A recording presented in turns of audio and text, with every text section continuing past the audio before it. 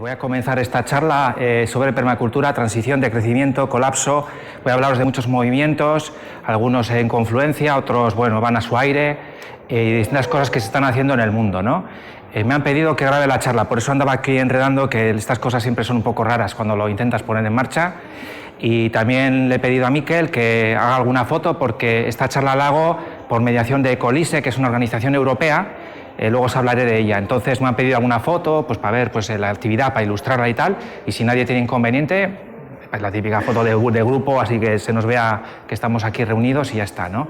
Se han celebrado más de 200 eventos en toda Europa como este, con el contexto del Día Europeo de las Comunidades Sostenibles, ¿no? ¿Me oís bien?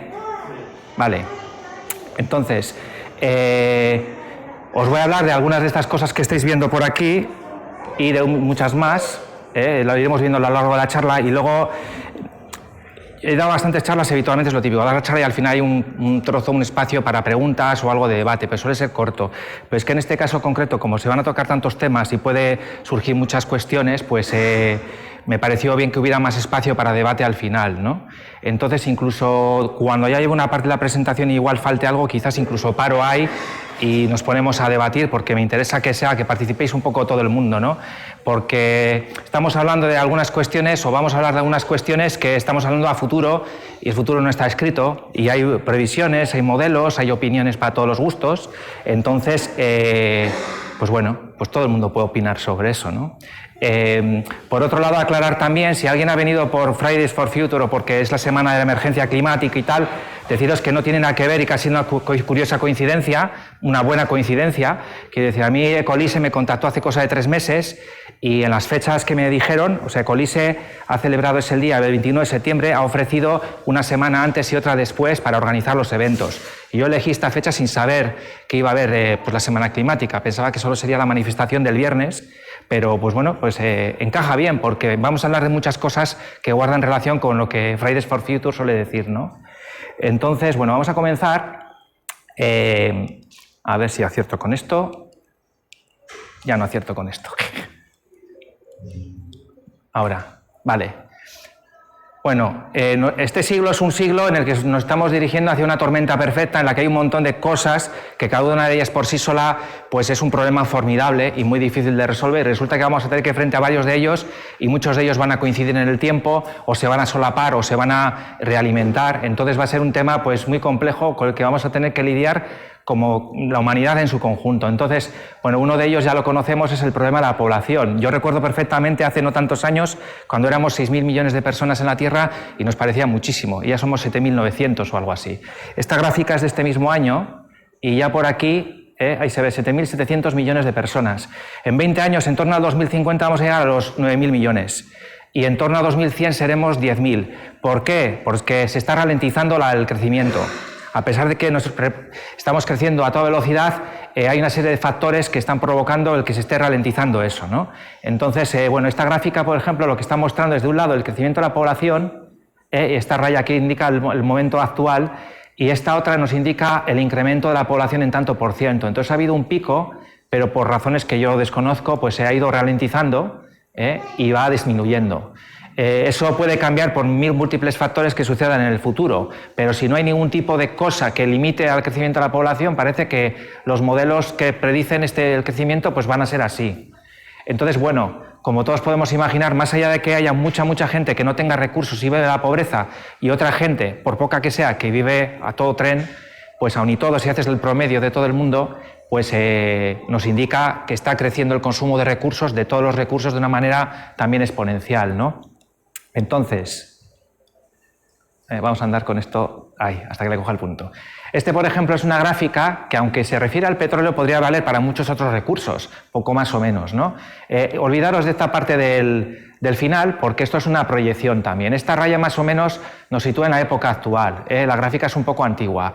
Entonces nos está indicando el consumo de petróleo en el mundo, no el consumo, realmente la producción. Lo que ocurre es que la producción de petróleo se extrae al ritmo que demanda la sociedad. O sea, no se saca de más, salvo que sea para reservas estratégicas, como por ejemplo Estados Unidos, que tiene almacenado petróleo para 3 meses. Y otros estados también lo tienen, para problemas que pueda haber, como ha habido ahora, que han bombardeado una refinería en Arabia Saudí, la más grande de Arabia Saudí, y ha caído un montón la producción de Arabia Saudí. Entonces eso ha alterado la producción de petróleo mundial y Estados Unidos va a hacer uso de la reserva estratégica. Entonces, salvo ese tipo de factores, se está extrayendo barriles al ritmo que la sociedad demanda, aproximadamente 90 millones de barriles al día para todo el mundo. Petróleo crudo, que luego hay que refinar para convertir en gasolina, en asfalto, en todas las cosas que la sociedad utiliza, ¿no? Entonces, aquí, aunque no se ve, no tenemos contraste, pero esta gráfica nos muestra las producciones según zonas del mundo, ¿no? Y se puede apreciar un fenómeno que ya se descubrió hace 50 años, que se llama el pico del petróleo, ¿no? Un geólogo de aquellos tiempos, de mitad del siglo XX, que ya murió, fue capaz de predecir con 15 años de antelación que Estados Unidos iba a entrar en el pico. Y la gente se rió de él, pero lo clavó por un año de diferencia. Entonces, él descubrió que aproximadamente 20, 30 años antes de alcanzarse el pico, se alcanza el pico de descubrimientos de petróleo. Cuando ya no tienes más reservas localizadas, aproximadamente 20, 30 años después llegas al pico. Y bueno, eso explicado de manera sencilla.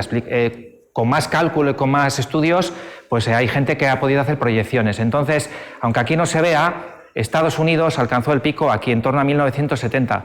Esta persona predijo eso en el año 1955 y claro, todo el mundo se rió de él porque en aquella época Estados Unidos era el primer productor mundial de petróleo y el primer consumidor mundial de petróleo. Iba a todo tren. Era la primera economía del mundo, iba a todo tren y nada parecía indicar que fuera a agotarse. Entonces él dijo que en ese año más o menos llegaría y llegó.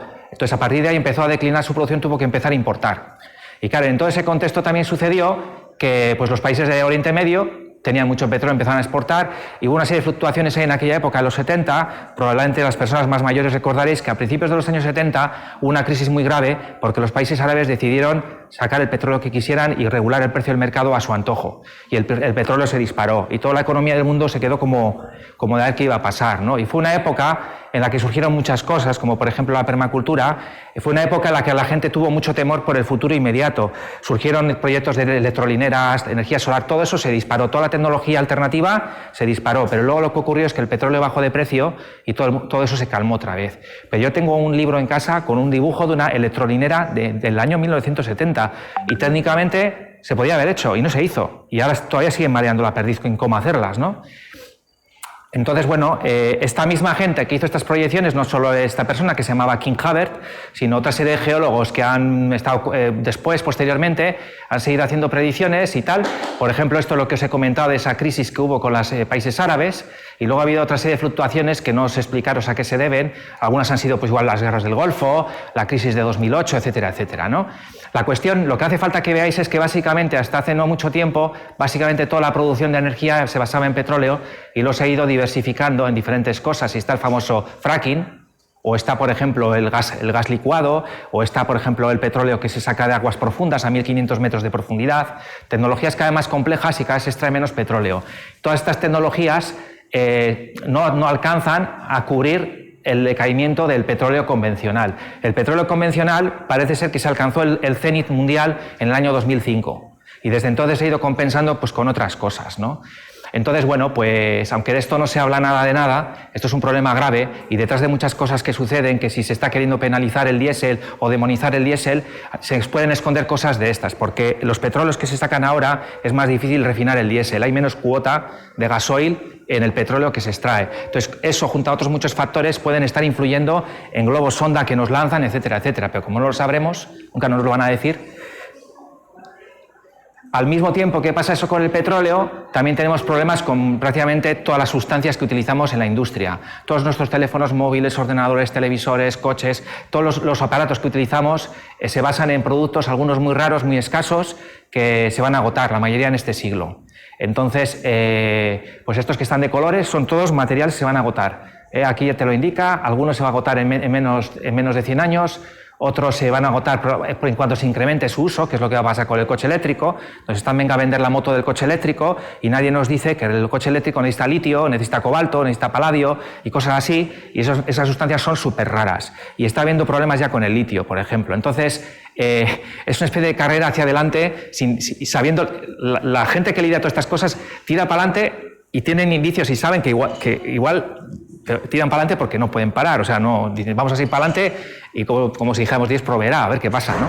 Pero tenemos un problema un poco gordo con todo esto. Esta gráfica nos indica la tabla periódica y aquí podemos ver exactamente qué materiales tienen más problema. Muchos de ellos son de la industria electrónica, el arsenio, el germanio, el galio, son materiales que utilizan en la industria electrónica.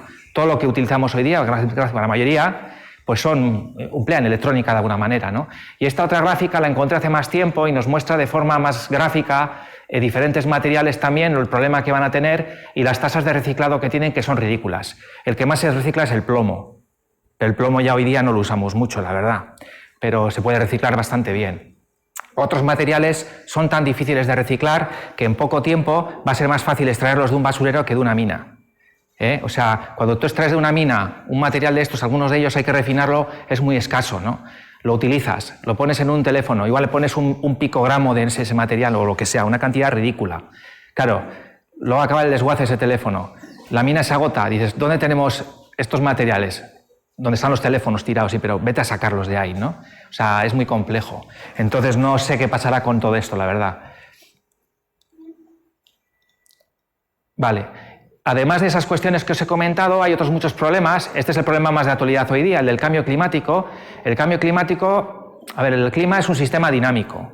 Igual que la bolsa, igual que el cuerpo de cualquier ser vivo, igual que la propia biosfera en general. Es un sistema en el que hay montones de factores y de procesos interactuando. Y está en un estado más o menos aparentemente estático, ¿no? O sea, tú sacas una foto ahora, sacas una foto dentro de un año, y poco más o menos con pequeños cambios está igual, como pasa con el tiempo.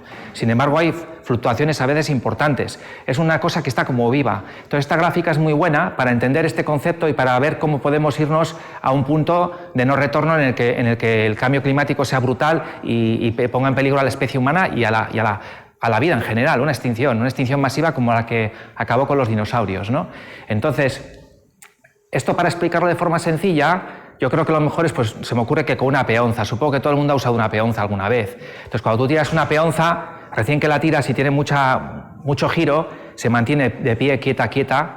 Si tú le sacases una foto ahí o unos segundos más tarde o tal, tú la verías así en ese estado, te parecería que, en fin, que no tiene fin eso, ¿no? Pero al cabo del tiempo, esa peonza se frena y se acaba quedando en el suelo, en otro estado estacionario diferente, ¿no? Aquí es como si lo viéramos, esto es la Tierra, este es el estado en el que la peonza está girando y aquí la peonza parada. Bien, ¿qué sucede? Para pasar de un estado de equilibrio a otro hay una especie de transición y en ese punto de transición, que en este caso sería aquí, los picos estos, ahí se vuelve inestable el sistema, es cuando la peonza empieza como a hacer ese baile, que está empezando a hacer cosas raras hasta que finalmente se frena, ese punto de transición. ¿Qué es lo que estamos viviendo ahora con todos estos fenómenos que estamos teniendo de clima cada vez más extremo, cada vez más abundante, etcétera? Es el anticipo de un cambio sistémico, ¿no? ¿Qué puede durar eso? Pues no lo sabemos, pero suele ser el anticipo de cambios de ese tipo, ¿no?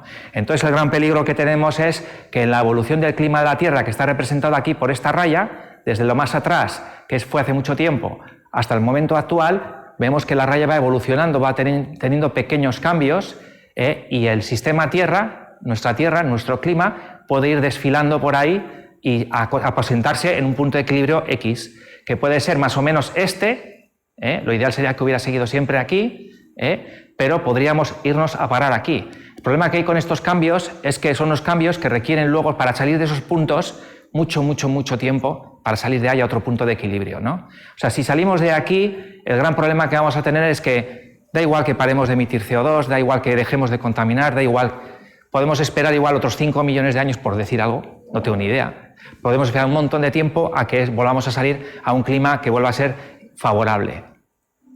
Entonces, pues lo mismo pasa con la biosfera. La biosfera la están comparando con una orquesta en la que hay mucha gente que toca música y poco a poco se van extinguiendo especies y cada vez la orquesta toca peor, suena peor, hasta que ya no suene bien.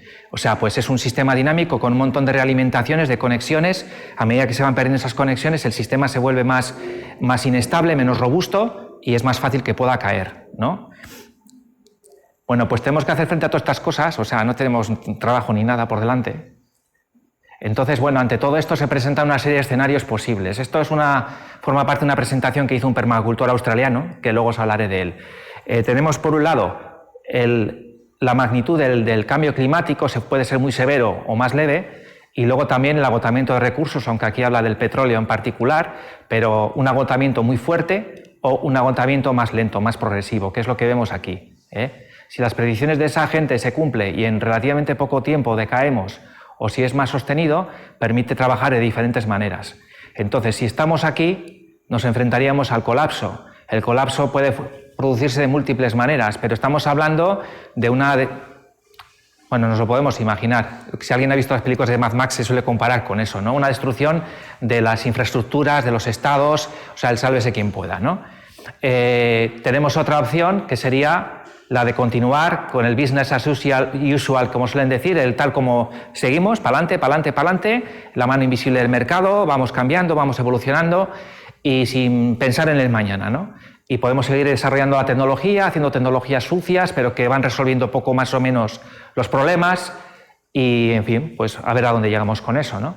Y luego está lo que se está queriendo defender hoy día, principalmente, que es el tema de las tecnologías verdes, las ecotecnologías, pero que, claro, detrás de esto también hay mucho de brindis al sol, es un poco hipotético, no se sabe muy bien qué se va a conseguir con esto, ¿no? Porque depende de muchos factores que se ignoran, que no se toman en cuenta en la magnitud que merecen ser tenidos en cuenta. Por ejemplo, para construir molinos eólicos hace falta un montón de lubricantes y de sustancias derivadas del petróleo. Entonces, si se agota el petróleo, probablemente los molinos eólicos, tal como los conocemos, no se van a poder hacer. O sea, habrá que buscar fórmulas de hacer casi todo, ¿no? Porque el petróleo está involucrado en todo, en la agricultura, en la medicina, en todas las cosas, ¿no? Los fertilizantes que usamos, por ejemplo, decimos, vamos a ser ecológicos, vamos a... No, pues los fertilizantes resulta que vienen derivados también del petróleo y de minas de fosfatos y no sé qué que hay por ahí. O sea, no se hace como se hacía hasta hace 200 años, cuando empezó la revolución industrial. Y luego, por último, está lo que propone la permacultura, que es un descenso con cierto grado de orden, un decrecimiento, digamos, buscando armonía con la naturaleza en la medida de lo que se pueda, ¿no? Pero eso implicaría una serie de decisiones importantes, ¿no? Gran parte de la población tendría que volver al campo a trabajarla, tendría que utilizarse tracción mecánica, o sea, los dispositivos que hoy conocemos, las moderneces de hoy día, tendrían que utilizarse con cuentagotas y de una manera muy justificada, porque no habría recursos. No se trata de racionar por racionar, es que si no hay recursos, pues no hay recursos, ¿no? Entonces, si por ejemplo hablamos de las tecnologías oscuras o del business as usual, del tirar para adelante, ya iremos resolviendo las cosas, pues nos encontramos habitualmente, esto del cine y la ciencia ficción ha explorado muchos de este tipo de escenarios. Estos son dos que a mí particularmente me gustaron. A mí Blade Runner me gustó mucho en su momento, me pareció durante años la mejor película de ciencia ficción que vi. Se estrenó a principios de los 80 y en aquella época fue la bomba, ¿no? Y claro, en aquella época fue la bomba y hablaba de un futuro en el año 2019 con seres artificiales humanos, replicados genéticamente. Se hablaba de noviembre de 2019. Noviembre de 2019 es dentro de mes y medio. Entonces, probablemente veis en la prensa que hablarán de que se cumple la fecha de Blade Runner y no hay replicantes, ni estamos en los planetas, ni nada. Pero tenemos unos teléfonos móviles muy chulos, ¿eh? Eso en la película no se veía. Y esta otra vez es una serie de ciencia ficción bastante chula, también porque lamentablemente mi opinión es de que si seguimos para adelante y conseguimos superar todos los problemas, seguiremos perpetuándonos con muchos de los problemas que tenemos hoy día. Quiere decir que la tecnología nos permitirá llegar muy lejos, pero seguirá habiendo conflictos, seguirá habiendo gente parias en la Tierra y en otros mundos. O sea, los problemas humanos seguirán existiendo. Es muy difícil, somos como somos y es muy difícil de poderlos arreglar, ¿no? Bueno.